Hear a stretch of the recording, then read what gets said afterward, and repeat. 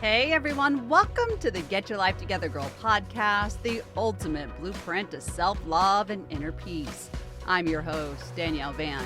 As a cognitive behavioral therapist, a life coach to women, meditation teacher, and author, I've spent my life studying and learning from the stories that make us human. It's my passion and goal to help you shift your mindset and create a lifelong revolution to help you reach your greatest potential. When you hear the word grief, does your mind immediately jump to the loss of a loved one? Like joy, happiness, or even anger, grief is an emotion that is not limited to a single experience. Grief is a normal and natural reaction to any change that finds you, and it's really about a deep connection and the way that you are processing.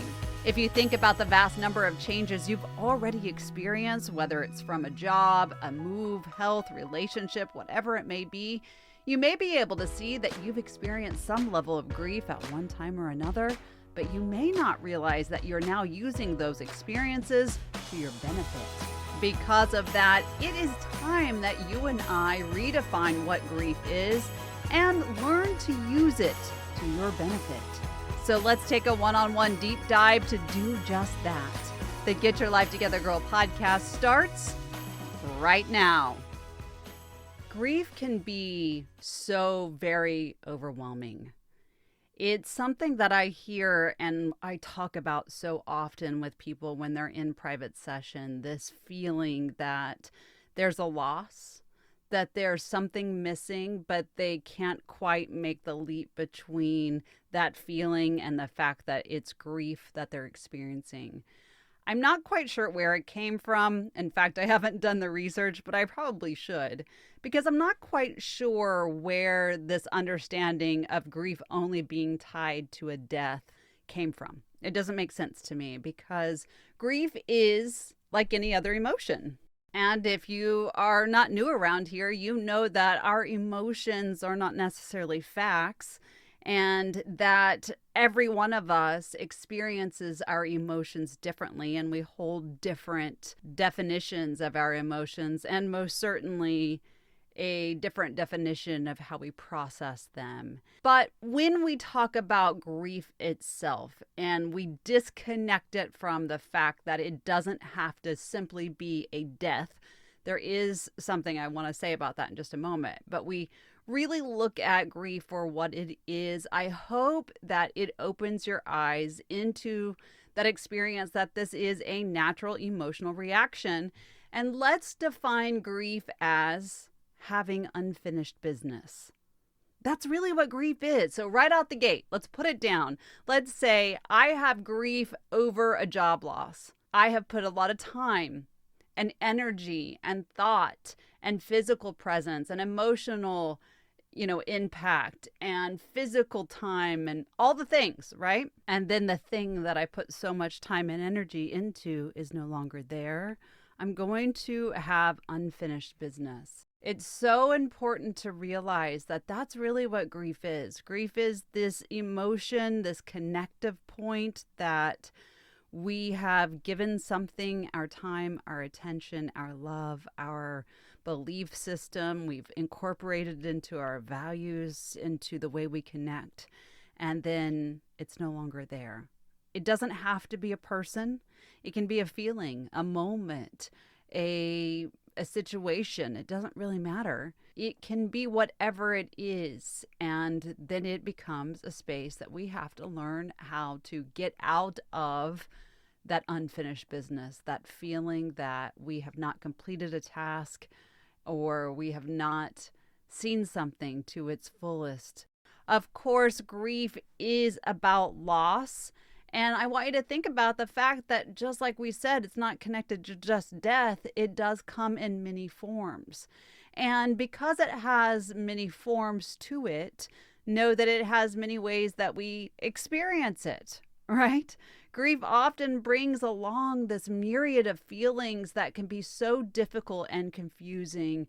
And there are some common reactions to grief. I want to talk about those because what I really want us to do is to come to a new understanding of grief. Grief is, again, a normal reaction, a normal emotion. We all experience it, and many of us do everything we can to avoid it.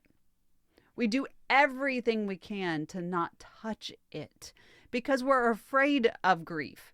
We worry that we have to go through these 7 steps. We worry that it's never going to leave. We have leaned into these thought processes of time heals all wounds. And even that makes us kind of stop and hold our breaths because in the subconscious processing of our mind, we think, oh gosh, I'm going to be here for so long.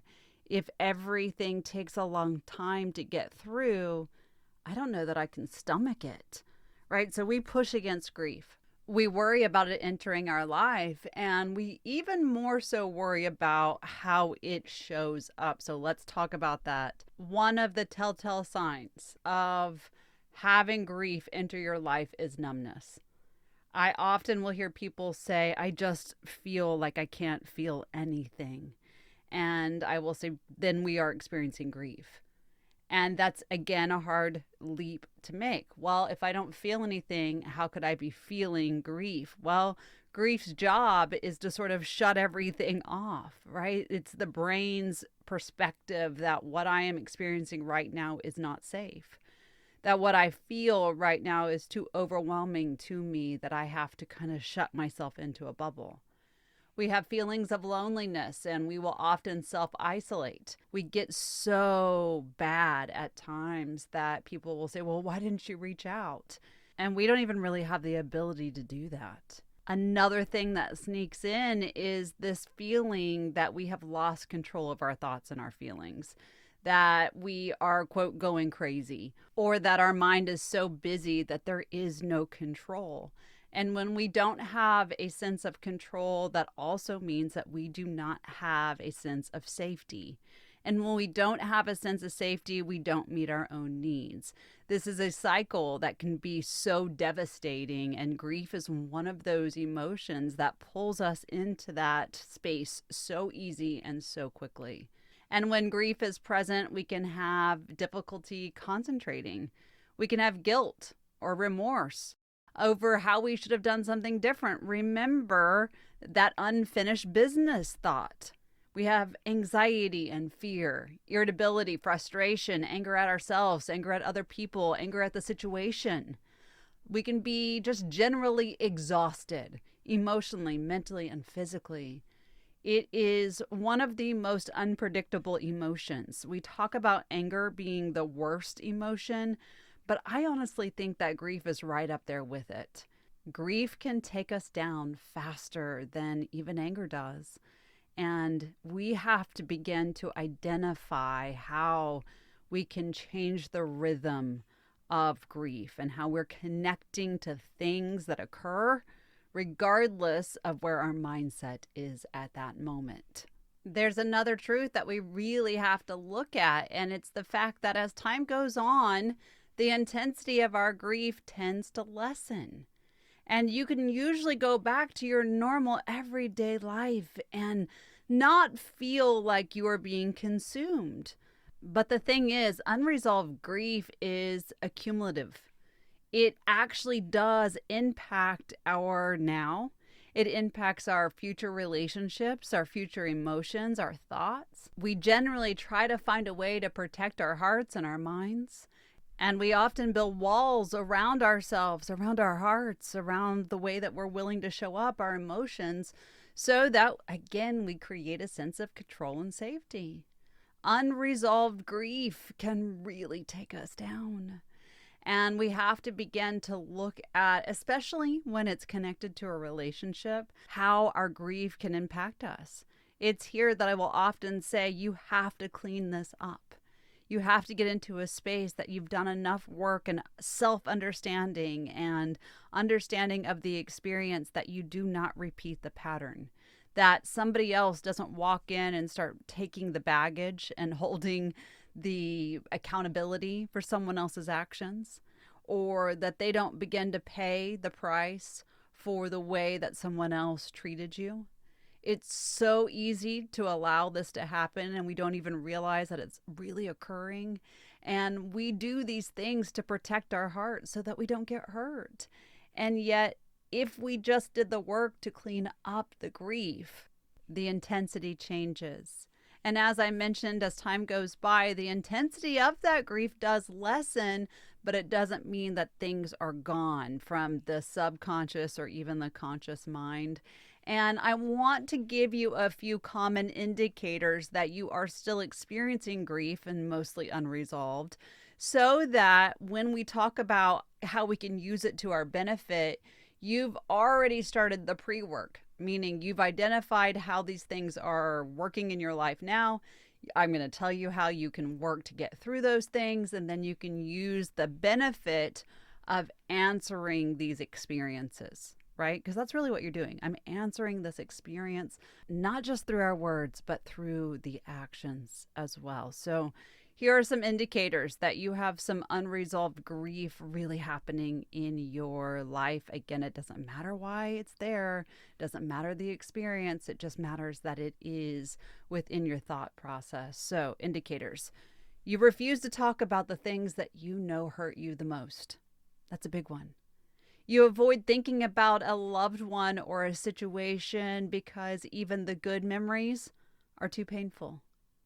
You avoid places and events that remind you of a certain time or a certain element of your life that feels unfinished or cut short or doesn't have some sense of resolution. You tend to only talk about the positives in a situation, and you refuse to admit that there were negative experiences or qualities or, just the undertone itself.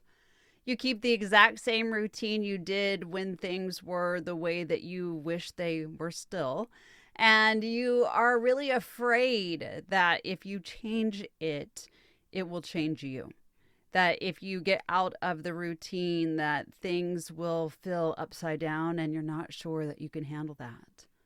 You avoid taking new opportunities or getting close to new people because you are afraid of what that means for your heart, your mind, your spirit, right? You know those 4 questions that I ask all the time? What do you want? What do you need? How do you want to feel? And how will you get there? If you are in a space where grief has really grabbed a hold of you, those 4 questions feel impossible to answer. What do I want? I have no idea. What do I need? Again, no idea. How do I want to feel? Not like this, but I don't know what anything else feels like beyond this at the moment. I have really shut the door to what feeling good feels like. And how am I going to get there? No idea.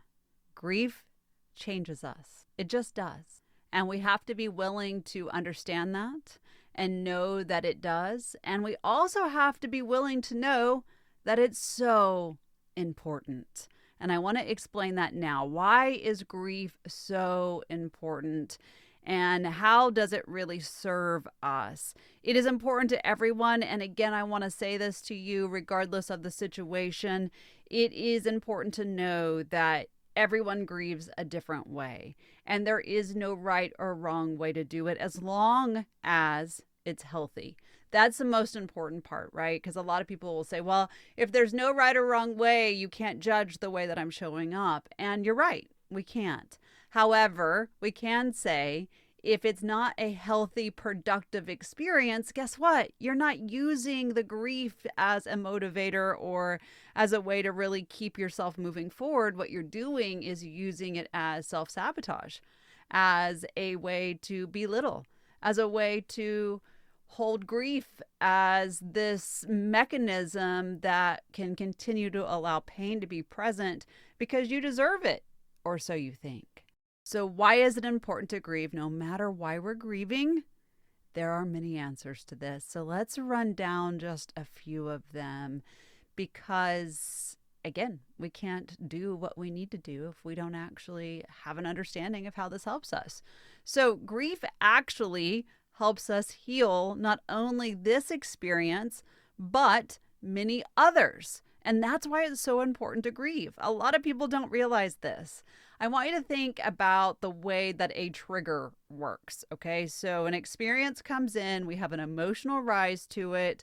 Our brain tries to seek evidence of how we're going to get through this moment, and it will trigger information. It's like pulling that document from the computer hard drive or the archives and asking you to reread it.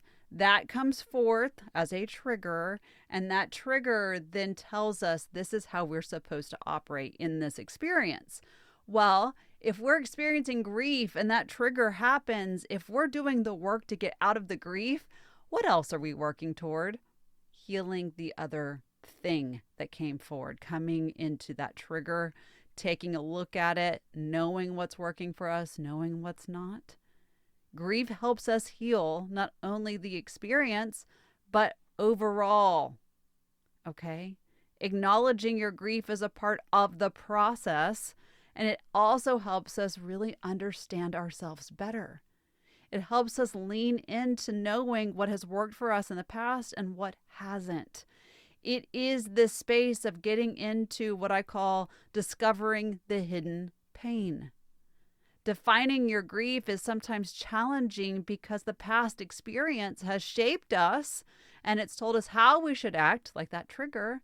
But if we allow ourselves to grieve, then we're able to pull that discovered pain out, that hidden pain, and move towards a journey of self-discovery and really put new meaning to the old experiences and the new experience. If we look at it that way, then we also know that grieving allows us to gain closure over the scope of our timeline, right? Let me give you an example of that. I had a young woman come in. I worked with her a couple years ago, and she's just such a beautiful person, but had some really hard relationships that she was trying to work through. These were romantic relationships, I should mention. And one of the biggest kind of themes that continue to show up for her was this cheating aspect. So she was with a first relationship, and it was quite long actually for a first relationship, and it ended because the significant other cheated and did a little bit of work, not much, but a little bit, and immediately jumped into another relationship that too ended in cheating. And she gave herself a lot of time to kind of get back into her own life, what she wanted and what she needed. And she kind of held relationships off for a while. And then she started another relationship. And guess what? That too ended in the significant other cheating. And she came to me and said, I just don't understand. Why does everyone cheat on me? Is there something wrong with me? And we began to really look at the scope of her decisions and the kind of person that she was allowing into her life. And then once we got through that, guess what we did? We worked through the grief. We had to look at the painful experiences and find closure for each and every one so that we could put meaning to it. We also had to resolve the pain and suffering that came from those feelings that she had. And we had to get into a space where we allowed ourselves to disconnect from the loss and the what could have been feeling, right? That unresolved job that she wanted to do. And so when we look at that, we can say we really were trying to find closure for this last experience, but because there was this theme, I realized that I had to grieve all of these things, all of the uncertainty, all of the loss, all of the experiences in order to gain closure in the last experience. I see this a lot too if somebody has repeatedly lost jobs or loved ones, right? We move through it. I personally have experienced that.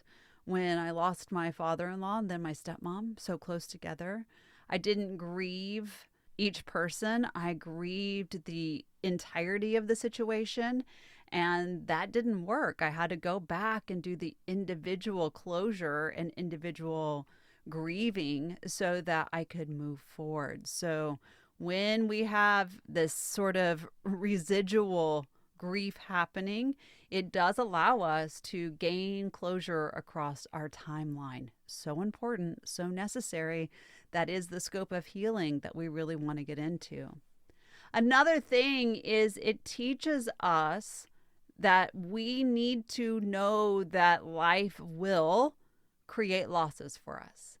Accepting a loss is a new beginning for us. And that's a very difficult thing for a lot of people to think about, because that also means that we have to get over, air quotes, our pain. And I want you to know that grief has an ebb and flow to it. And do we ever get over the loss of something, whether that is a person or a situation? Sometimes not. And that is okay. What we really want to do is give ourselves a space to move forward from the loss so that we don't spend every waking hour living through that particular part of our story. Okay? And that's so very important. I don't want you to be in a space where you continually live through the experience, but instead you know that's just been a part of your experience. Once we know that, that does give us the path forward. It does help us get into that, well, what do you want? What do you need? How do you want to feel? What's the way through it? Kind of answer. Another huge factor to grief is when we begin to process, guess what happens? We actually innately lean into our emotions. It is very difficult to process anything without leaning into the emotions. And when I say difficult, it's not possible, okay? If we are going to really process our grief, that means that we also have to process our emotions, and that means that we have to lean in. It means that we have to identify the way that we feel. We have to put new definitions to it. It means that we actually have to hold ourselves accountable for those feelings and really work through them. And that in and of itself is a huge, huge benefit of grief. I learn about how I feel. Why don't I want to do that? And this is why we don't keep grief at bay, right? If we process and we move through, we also learn to let go of the negative emotions and get into a space where our emotional intelligence skyrockets and we learn to emotionally support ourselves. Grief is really tricky because it's actually pretty nasty.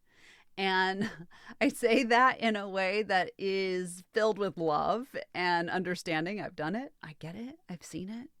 Right? But what I'm saying is it's so nasty that a lot of people hold a lot of shame around it. And when there's shame around something, we tend to keep it to ourselves. We don't want the judgment of other people. And that's a very interesting thing that happens. So if we don't use the shame in a way that hurts us, we actually learn to self-support. And that is a beautiful process that comes to be. And it is an essential part of healing. But it's such a beautiful process for us because it allows us to know that regardless of what we're feeling or what we're thinking, that we can actually support those emotions on our own without someone else. Grief is a very interesting thing, right? There are so many other ways that grief shows up and how it supports us. But what I want us to do is talk about a different level of things now. Like we've talked about how it really does help us. Now let's talk about using it in a productive way. Again, if grief is a negative, that also means that it can be a positive. We just heard about how the positive things can show up. And let's talk about how the behavior thereafter doing those things of moving through grief show up, right? So your relationships can become stronger. When we're using grief to our benefit, we actually find out who are our real friends and family. We know who's there to support us. We even tend to learn to value different relationships from a different angle. And so when a situation has occurred and grief has actually entered the experience and we're on the other side and we're using it to our benefit, the long-lasting impact is your relationships become stronger. right? You let go of the things that haven't worked and you build upon those things that do. It's actually a very beautiful, inspiring way to look at grief. If I know that I have experienced something hard and somebody has been there, I can actually be a better person to that person and help them through, because it helps me too, right? So your relationships become stronger. This is a very interesting one that I see happen over and over and over again. And a lot of people have a hard time making this leap with me until they're on the other side of it. But oftentimes, you become healthier. And I mean that from all master areas of our lives: mentally, emotionally, physically, spiritually, and even financially. Before people go through really hard experiences, they tend to think that they're bulletproof, right? And that life is awesome and that there's nothing that needs to be fixed or to be thought about, or how they treat themselves or their mind or their emotions. And we just kind of live in this state of euphoria that actually is fake and doesn't work for us. And so we become healthier. We know what's important to us. We focus on becoming the best versions of ourselves. We change our thoughts. We change our feelings, how we treat our bodies, how we treat our relationships, how we treat everything in our experience. And we realize that there is a fragility to life, that there is a experience that could come in and knock the wind out of us. And so we become far more mindful. And that is a beautiful experience out of grief. To be more mindful means I am more present. It means that I'm not going to just bypass the moment and let life take me down. I don't have to have an experience where everything hurts. Instead, I can really lean in and think, how does this impact me? And is this what I want? And as you ask those questions, there's another part that shows up. And generally, not always, but generally, people become far more connected, not only to themselves, but something bigger than them. We'll call it spirituality, just to give it a name. You can call it whatever you want. But when you face grief, you tend to look inside of yourself to find answers again, because we're really embarrassed about having to ask for help. And when we can't find those answers, we tend to turn to a higher power for comfort, for solace. And it's here that we begin to reevaluate our responsibilities, our values. Sometimes we meditate, we pray, we seek calmness and soothing. You become far more in touch with that inner part of you, and that becomes incorporated into your daily life. It's really such a beautiful thing. In fact, I remember at one point saying that after I had gone through all the healing process, that I loved who I was so much that I almost wanted a little bit more grief in my life so that my spirituality would continue to flourish. And it's funny, obviously it can flourish without that, but it certainly was a thought process for me. But when we move through grief, we do have the ability to reclaim our inner peace, our inner soul, and move forward through really grounded and beautiful experiences. Grief also has an after effect that teaches us to not sweat the small stuff. These little things that used to drive us crazy and bother us to no end don't seem to bother us as much. Even those people who consider themselves to be worriers or stressors tend to not get caught up. You know, the small details seem so insignificant when you've had a big major thing that you've moved through, or that you feel that there's been a job that has been left undone.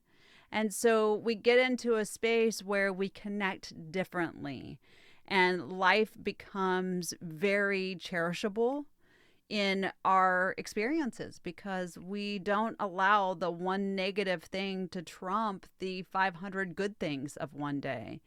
And I think that's such a beautiful thing.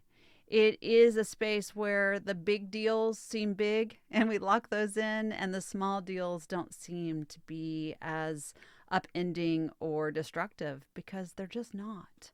So we gain new perspective. And isn't that a beautiful sort of result of grief? I think it is. Another thing that really happens is we do become more mindful, which means we make more of an effort to be present and to make more memories. When we have lost someone, especially, whether through death or a relationship, we tend to try to hold on. Making memories becomes a very high priority, and that can change your life significantly because you are, again, more mindful and more present. You can even learn to love more completely. A sense of loss, for whatever reason, is one of those things that teaches us that love has movement to it. It changes. And it is a space where we learn that unanswered questions sometimes happen. You look at life through a new light, and you begin to value so much more. And so you begin to love in its fullest understanding, in its fullest essence. And isn't that a beautiful thing?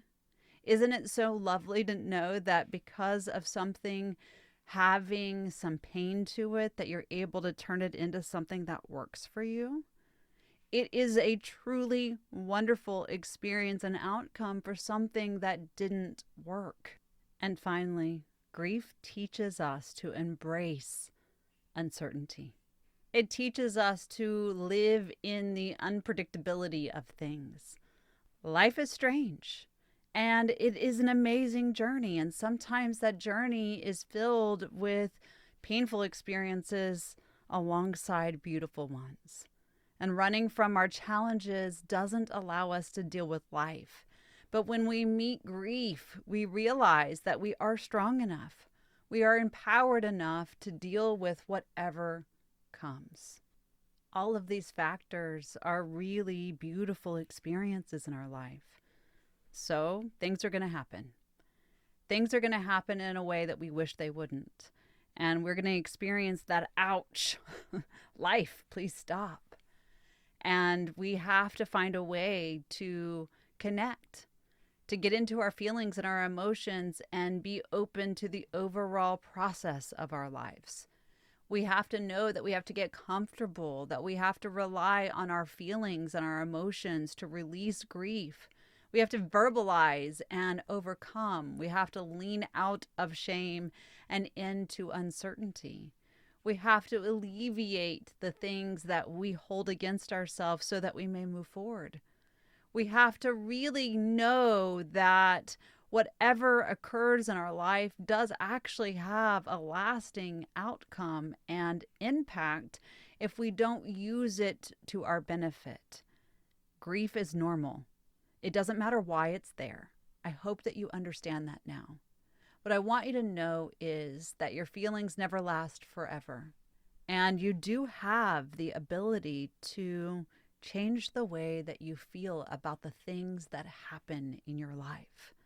Allowing yourself to meet grief means that you allow yourself to take the journey to self-discovery.